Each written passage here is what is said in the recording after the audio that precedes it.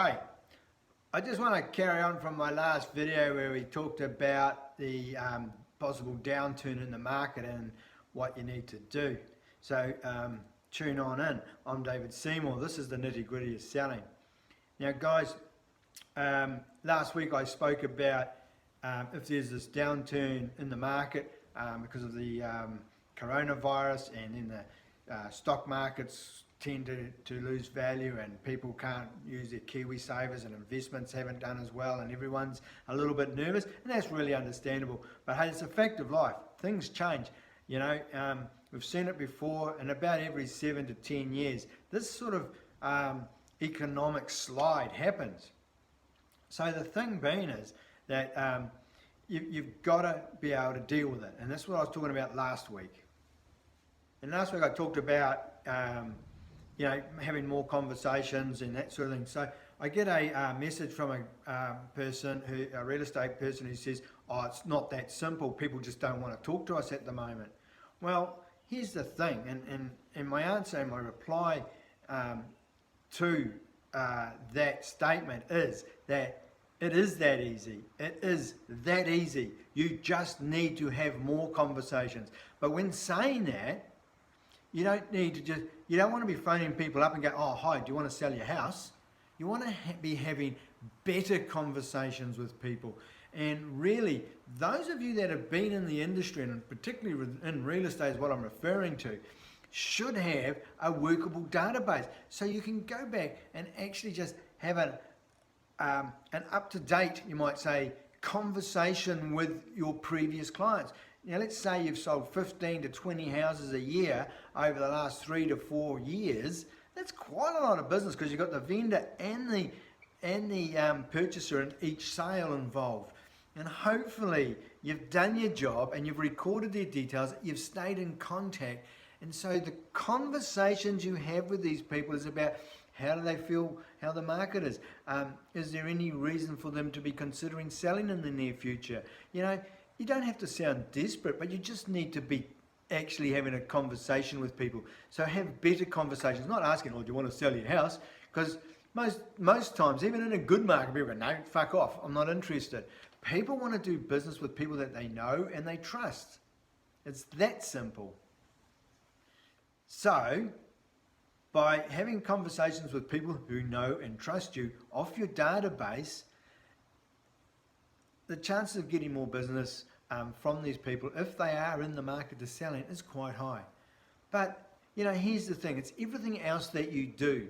It's from the way that you present yourself, the way that you present your prospecting information, the way that you present your appraisals and the information that you go in there with, and the way that you do that.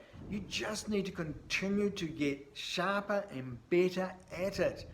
You know, what worked last year in a high-flying market, or the year before, may not cut it over the next few months. So maybe you've got to change your pitch a little bit so people actually get where you're coming from. And maybe people can sort of understand and relate to your pitch a bit more, rather than talking about how long houses have been on the market for, or how few days houses have been on the market for, and how great they are. You know, now you need to be talking about better marketing and better strategies to get the buyers in. Because look, the market will always be buying and selling houses. It'll always happen. There will be deaths, there will be marriages, there will be divorces, there will be transfers out of town, there'll be people having bigger families, there'll be people wanting to downsize, there'll be people with inheritance who want to buy a rental. There's people who lose jobs, unfortunately, and need to sell, or you know, maybe mortgagees sell. So there's always going to be property moving. The biggest thing is, as I've started to say before, is about getting sharper with what you do. So you get sharper with your appraisals, and the pitch that you do may need to change.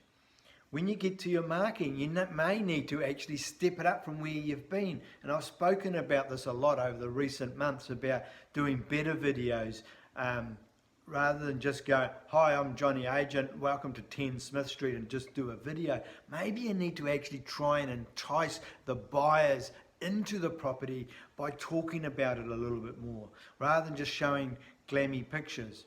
Look, the whole thing is you just need to step it up a little bit from where you've been. And then your negotiations. You need to maybe not be too harsh on everybody. Take it softly. Get everybody into the same zone. Maybe it's going to take you a little bit longer than what you're used to. But negotiating is not just a yes and no thing. So maybe your negotiation skills need to be a little bit sharper from where they've been, because up until now you've been quite lucky because there's been multiple offers, 3 or 4 or 5 offers on a property. Somebody who really loves the property comes up with a really good price. So the vendor goes, yep, I'll take that. You haven't really done any negotiation. And now maybe you're going to have to start to learn, if you don't already know, how to truly negotiate a deal. And it's not always about price. So look, even though the market might be going down slightly, there's always the opportunity to increase your sales. And I said in the last video, you know, I started in real estate in 2009 and amongst the GFC and crawled and grovelled my way up through it for the next couple of years and made a good living out of it, you know. And from about 2011 onwards, I was selling 36 to 40 or so properties consistently every year from there on in. So come on, guys, you can do it. And even before then, I was still doing about 20 odd sales, okay? So don't think that I didn't do anything for the first 18 months, because I bloody worked hard. And now it's your time as the market tightens to learn how to work a little bit harder to maintain what you're used to. I'm David Seymour. That's the nitty-gritty of selling today.